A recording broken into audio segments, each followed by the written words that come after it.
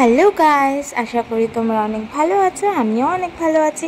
আজকে একটু ঝাল ঝাল খেতে ইচ্ছা করছিল, তো মামুনিকে বলেছিলাম যে একটু ঝাল কিছু বানাতে। তো তারপরেই মামুনি রেডি হয়ে গেল আর ঝটফট করে বানিয়ে দিল আমাকে একটা সুন্দর রেসিপি।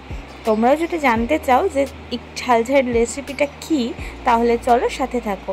প্রথমে ডুমো ডুমো করে পেঁয়াজগুলো কেটে নেবে আর কড়াইতে দিয়ে নেবে শুকনো লঙ্কা আর তেজপাতা শুকনো লঙ্কা ভাজা হয়ে গেলে পেঁয়াজটা দিয়ে ভালো করে পেঁয়াজ কুচিগুলো ভেজে নেবে বেরেস্তার মতন। ভাজা হয়ে গেলে এলাচ, দারচিনি, লবঙ্গ সব দিয়ে নেবে, গোটা গরম মশলা যাকে বলে। এরপর স্বাদ মতন চিনি আর লবণ দিয়ে নেবে। তো চলো, সব রান্নাতেই তো রসুন বাটা আদা বাটা লাগে, সেটা দিলাম। কাঁচা লঙ্কা বাটা দিয়ে ভালো করে ভাজা করে নেবে। এরপরে জিরের গুঁড়ো আর ধনের গুঁড়ো দিয়ে নিচ্ছি। মামুনি এই রান্নাটা নিজের মতন করেই বানিয়েছে। এখানে জায়ফল আর জয়িত্রীর গুঁড়ো দিয়ে নিয়েছি।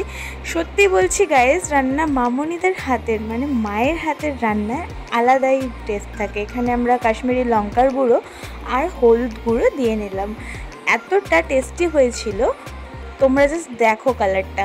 এখানে হালকা করে জল দিয়ে টমেটো আর হাঙ্কার দিয়ে আমরা ভালো করে নাড়াচাড়া করে যখন দেখবো তেল ছেড়ে এসছে, তখনই মাটনের যে মেটের কুচিগুলো সেগুলো দিয়ে নিলাম। তো এরপরে ভালো করে নাড়াচাড়া করে নিতে হবে, নাড়াচাড়া করে একটু কষিয়ে নিতে হবে মাটনের মেটেটাকে। এরপরে আর কি আঁচটাকে সিম করে রেখে দিতে হবে।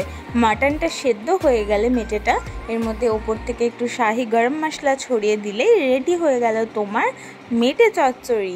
হ্যাঁ, আমার খুব ইচ্ছে করছিল একটু স্টমাক মেটে দিয়ে চচ্চড়ি খেতে, তো বাপিকে বলে বাপি মেটে নিয়ে এসছে মাটনের।